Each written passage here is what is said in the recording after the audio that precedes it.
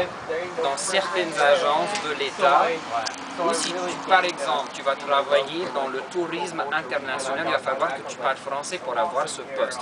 Et ça va créer des opportunités pour les jeunes. Pour moi, le plus important, parce que j'ai vu cela chez moi, vous autres, vous avez vu la même chose, je parle français. Qu'est-ce que je fais avec?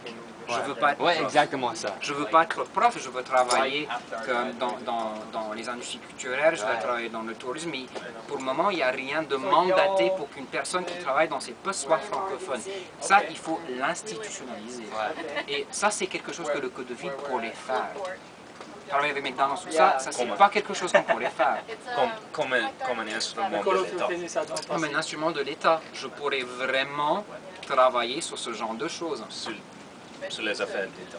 Sur les affaires, mais pas seulement sur les affaires d'État, mais aussi pour que, du niveau de l'État, je peux travailler au niveau paroissial, au niveau municipal, pour dire il y a une politique de l'État qui voudrait que, parce que on a tous ces enfants qui apprennent le français, on a besoin de créer des opportunités pour eux autres. Quelles sont les passerelles qu'on pourrait créer et identifier pour qu'ils vont avoir une vie professionnelle en français pour que ce qu'ils apprennent sera valorisé sur le marché du travail. Et ça, c'est quelque chose que je peux faire. Et que je peux faire valoriser. Une des premières choses que je vais faire, je vais faire une présentation au sommet touristique de l'État au mois de janvier. Donc là, parce que dans le tourisme, il y a des gens qui reconnaissent qu'il y a un besoin de parler français, mais cela n'a jamais été vraiment mis sur le marché. Quand j'étais à la Plantation Laura, notre chiffre d'affaires directement lié aux visiteurs francophones était dans les 200 000 $ par an. Directement lié aux francophones.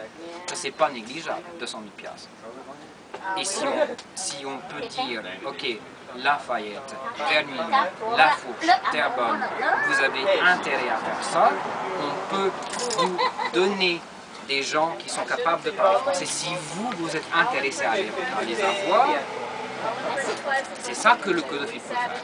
C'est comme avec les écoles.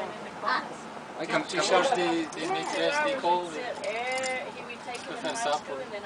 Oui, bien sûr. Je cherche des Louisianais pour travailler dans les industries louisianaises. Mais pour avoir des choix, tu étudies les mathématiques, tu veux devenir comptable, tu étudies la science, tu veux devenir médecin, tu étudies le français, tu peux beaucoup faire avec. Mais ici, mon crois que si tu étudies le français, tu vas devenir maître d'école. C'est ça. C'est ça qui va changer. C'est moi que je veux changer, parce que moi, j'ai jamais voulu être prof. Non, j'ai jamais voulu être prof, mais je gagne ma vie depuis 15 ans parce que je parle français.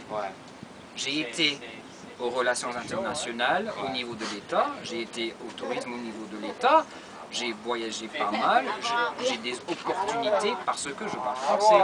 Et je veux montrer cela aux jeunes, que si tu parles français, tu peux être avocat, tu peux travailler dans les industries culturelles, tu peux être médecin parce qu'il y a un besoin de ça. Non, je comprends bien, mais au Texas, l'esprit, c'est que, l'idée, c'est que si tu étudies le français, c'est pour aller en France ou c'est pour devenir maître d'école. C'est tout ce que ça montre là-bas parce que... Mais nous autres, on peut changer ça, mais il faut que des gens comme Rocky, des gens comme moi, des gens comme toi, des gens comme Daniel, des gens qui parlent français mais qui travaillent dans d'autres industries, montrent qu'il y a une possibilité de travailler en français dans d'autres domaines que l'enseignement. Tu as raison. Et donc c'est vraiment cela ma boîte à savon. Je connais. Alors, le portrait est fini. Roll credits.